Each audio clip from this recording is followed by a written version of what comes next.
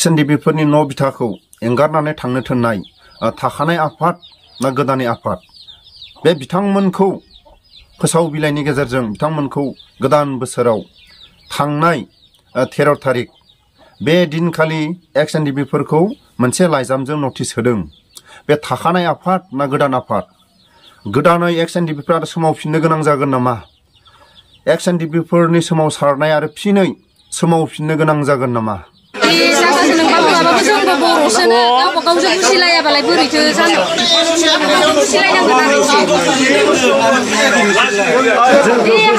हायोबालाय जोंसो माबाय गभर्नमेन्टआसो सेफाय फैनांगोन जोंखौ सरकारासो मा नांगोन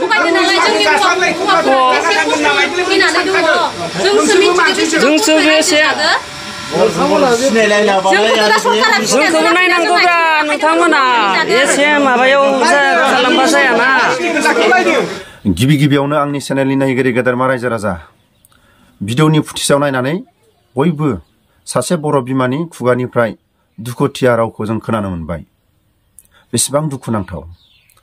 थांनाय 13 थारिखआव बाक्सा जिल्लानि उरबरि बे जायगायाव SNDPनि केम्प दंमोन आरो जायफ्रा न'खराव नबथि गैया जायफ्रा हा हु गैया बिमा बिफाफ्रा गुबुन गुबुन जायगाफ्राव खारनानै थांनानै गोदाव सोराव रायजो जाहैबाय आरो जायफोर बे जायगानि थाखानाय SNDPफोर बिथांमोना बिदा फंबाय बिमा बिफाया बहा थांखो आरो बिथांमोना अबेबा जायगायाव रायजो जादोंबाबो थोजासे हा हु गैया।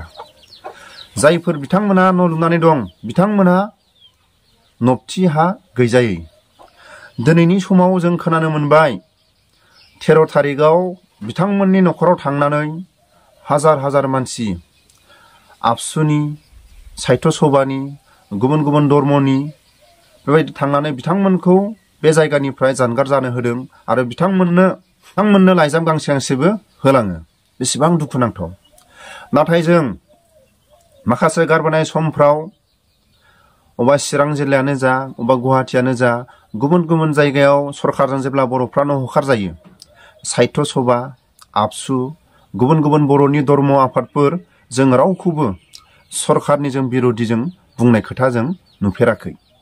नाथाय जोंनि जोहोलावफ्रा बेसेबांबा बर' हारिनि थाखाय दावहा नांनानै जायफ्रा नबथियानो गैया बिथांमोना न' लुनानै थानाय हाखौ जोंनि बर' हारिनि गेजेराव आबसु साहित्य सभा थांनानै जुदि बे जायगानिफ्राय जानगार जानो थोनोब्ला अब्ला बर' हारिनि गेजेराव देरसिन आफादफ्रानो जुदि बेबायदि हाबाफारि लायोबा जोंनि दुखुथिया जोहोलावफोर आरो बर' समाजनि जायफोर हा गैजायै बिथांमोनखौ बेसेबां हेफाजाब होलांगोन दिनै जायफोर बेसेबांबा सम बर' हारिनि थाखाय सोमावसारबाय बिथांमोना नबथि गैया बिथांमोन नयगर बिथांमोना बेहाय न' लुनानै बेयावनो गथ' गथाया देरबाय स्कुलाव फरायबाय आरो दिनै बेसेबांबा बर' हारिनि थाखाय सोमावसारनायनि उनाव फिनै जोंनि गथ' गथाया आरो हा हुनि थाखाय जुदि गाबनो गोनां जायोब्ला गावनि नबथिनिफ्राय जुदि खारनो गोनां जायोब्ला देरसिन दुखुआ मा दं? नाथाय आं खावलायो जायफोर बे जायगायाव थांनानै नटिस हैदों जायफोर खावलायदों बिथांमोना सरकारि हा 50 बिगानि खाथियाव थानाय हाखौ सोर आबसुनि हाया बेसेबां साहित्यनि हाया बेसेबां धर्म आफादफोरनि हाया बेसेबां रायजो राजाफोरनि हाया बेसेबां बेखौ फोरमायनो हागोन ना? मालाबा समाव बेबायदि हाखौ जुदि सरकारा लानो फैयोबा जोंनि बर' समाजनि गेजेराव बेखौ सोरबा होबथागोन ना? नाथाय आं खावलायो जायफोर नयगर थानाय बिथांमोननि नबथि थानाय हाखौ आरो बिथांमोना मैगं थाइगं गायनो थाखाय एसे राननानै जा आग्लायो बेखौ आबसुआनो जा साहित्यआनो जा गुबुन गुबुन आफादानो जा बेफोरबायदि हानि सायावसो सावरायनांगौमोन। नाथाय बे थाखानाय नबथिखौ गारनानै थांनो थोननाय बेसेबां दुखुनांथाव। बिनि थाखायनो आं खावलायो जायफोर गले गले बुंदों जोंनि खोमायाव जों खोनानो मोनो SNDPफ्रा जेबो लाबोनो हायाखै। नाथाय SNDPफोरनि गेजेराव हाबसननानै प्रमद बर'आ सासे आबसुनि लिडारा बर'फोरनि थांखि बिथांखिखौ फेलें खालायनानै बिथांमोना सरखारजों बेसेबां दाम दरजों बायजानानै दिनै बर'फोरनि गेजेराव आरो गुलाय गुजायखौ लाबोफिनदों। उपेन ब्रह्मनि सान्थौखौ जुदि सोमावसारदोंब्ला गावनि बिदा फंबाय न' लुनानै थानाय हाखौ मानो नोजोर होदों? मानो नोजोर होदों? बिनि थाखायनो आं खावलायो जायफोर नटिस हैग्रा, जायफोर बे थाखानाय नबथिनि सायाव जायफोर बिथांमोनखौ गारनानै थांनो होनाय आरो बिथांमोनखौ नबथिनिफ्राय जानगार जानो होनाय, जायफोर बिथांमोना लाइजाम फोसावनानै हरदों, बिथांमोना समाजनि गेजेराव निमाहा बिनो हागोन ना हाया? बिथांमोना समाजनि गेजेराव निमाहा बिनो हागोन ना हाया? देरसिन बर' हारिनि गेजेराव आबसु आरो साहित्य सभाया माखासे खैफोद आफोदखौ बिथांमोना जुदि समाधान खालायलायनो हायाबा, अब्ला बिथांमोना जुदि सरखारनि आयेनखौसो बिथांमोना जुदि खुंथायखौ जुदि पावारफुल खालायना लायोबा बेसेबां दुखुनांथाव। बर'फोरनि खौसेया बोरो जायफोर हा गैयै, जायफोर ओंखाम बोथिसे मोनजायैनि थाखाय गाबगु खुगु, बेबायदि खोथा बुंबोदोंमोन प्रमद बर'आ सानसे समाव। जायफ्रा हाजिरा थुजिरा मावनानै मोजाङै उन्दुनो मोना, जायफ्रा गथ' गथाया गावनि नबथियाव फुल फांसे गायनो थाखाय, गावनि नबथियाव मैगं फांसे गायनानै जानो थाखाय जोंनि मानसिफ्रा ओरैबायदि अबस्था गाज्रि होनना बुंदोंमोन। नाथाय दिनै प्रमद बर'नि सरखारनि उनाव दिनै मानो सरखारि हायाव न' लुनानै थानाय जायफोर एक्सएनडिपिफोरखौ मानो नोजोर होदों? मानो नोजोर होदों?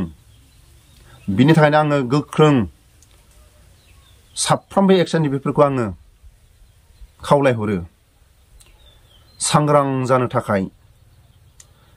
बेबायदि जुदि बाक्सा उरबरि बे हालामनि एक्सएनडिपिफोरखौ बेबायदि हाबाफारि लाजानाया, नटिस होजानाया दिनै जोंल' नङा, साफ्रोमबो एक्सएनडिपिफोरखौ लाजि फोनांनाय आरो साफ्रोमबो जायफोर एक्सएनडिपिनि बेकग्राउन्डआव थांनाय, सोरबा MCLA, सोरबा MLA, गबिन्द बसुमतारिया गिबि गिबि गावनि गादिखौ गारनो हागोन ना हाया? सोरबा बड'साया गारनो हागोन ना हाया? नाथाय बेबायदि बड'सानि जायगायावनो जादों। सासे एक्सएनडिपिनि लिडारनि, बिथाङा एक्सएनडिपिनि बेकग्राउन्डआव थांनानै MLA जादों आरो बेबायदि सासे एक्सएनडिपिनि लिडार थासेयाव जुदि एक्सएनडिपिफ्रा बेबायदि बानायजायोब्ला बेसेबां दुखुनांथाव, बेसेबां दुखुनांथाव। फिनै एक्सएनडिपिफोरखौ बावनो रोङै माखासे जाथायफोरखौ आरो सोमावफिननो थाखाय आरो सोरबा थुसोमनानै होदों नामा? मानि थाखाय एनडिपि आफादा जोनोम जादोंमोन? बर' हारिनि न' बांखौ सोरांबानो सिफायनाय, बर' हारिनि नबथिखौ सोरबा गुबुन हारिफ्रा फैनानै सिलिंखार खालायनाय, बर'फ्रा हाजिरा मावनानै टाउन सहराव फरायनो बा मेडिकेलाव थांनो सुख सान्ति गैया। बर'फोरखौ असान्ति खालायदोंमोन गुबुन हारिया। बुंनांगौ जेबो गैया।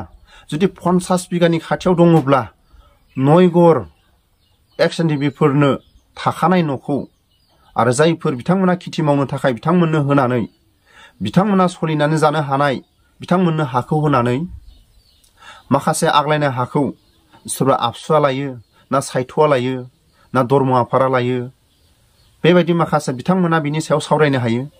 नाथाय बे नबथि न'खौ सरखारनि बायदि लोब लोब थांनानै बेबायदि आयेन लानाया जोंनि बर' हारिनि गेजेराव गनायथावना? आंनि चेनेलनि नायगिरि गेदेरमा रायजो राजा आं सोङो, साहित्य सभा, आबसु आरो गुबुन गुबुन धर्म आफादा जुदि थांनानै एक्सएनडिपिफोरनि न'खराव जुदि उदखाट खालायहैयोबा, गोदान बोसोरनि दिनाव जुदि रंजा बाजा दिनाव जुदि बेबायदि दुखु समखौ जुदि सोनानै होयोब्ला बेसेबां दुखुनांथाव, बेसेबां दुखुनांथाव। बिनि थाखायनो आङो खावलायो लास्ट फार्स्ट एक्सएनडिपिफोरनि गादब जानाय, बिटिआर एकर्डनि उनाव गादब जानाय लास्ट आरो फार्स्ट बेबायदि जुदि आरो बिथा बुनानै खारनो गोनां जायोब्ला बर' समाजनि गेजेराव मोनसे उफायखौ एक्सएनडिपिफ्रा नागिरनांगोन। बर' समाजनि गेजेराव एक्सएनडिपिफ्रा राहानि जुदि गोथै जायोब्ला आरो देरसिन राहाया मा जानांगोन बेखौ आं रायजो राजाफोरनि खाथियाव आङो आसा खालामो। मानो गले गले एक्सएनडिपिफ्रा जेबो लाबोनो हायाखै?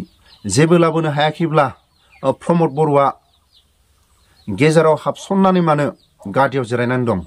ओंखाम संबाय थानाय समाव ओंखाम जाबाय थानाय समाव आर्मि पुलिसखौ नुनानै खारनो गोनां जादोंमोन नामा प्रमद बर'नि दिनाव प्रमद बर'नि 11 बोसोर आन्दलन खालायनायाव आबसु अफिसाव आर्मि पुलिसखौ नुनानै खारनो गोनां जादोंमोन नामा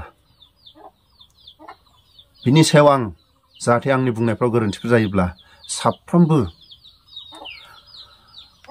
आबसुनि साफ्रोमबो दैदेनगिरि साफ्रोमबो आबसुनि बिथांमोननि खाथियाव साहित्य सभा गुबुन गुबुन आफादफोरनि खाथियाव आङो आखाइ खबजोबनानै निमाहा बियो बे नयगरनि राहाखौ जोंनि बर' समाजनि गेजेराव लानो हागोन ना हाया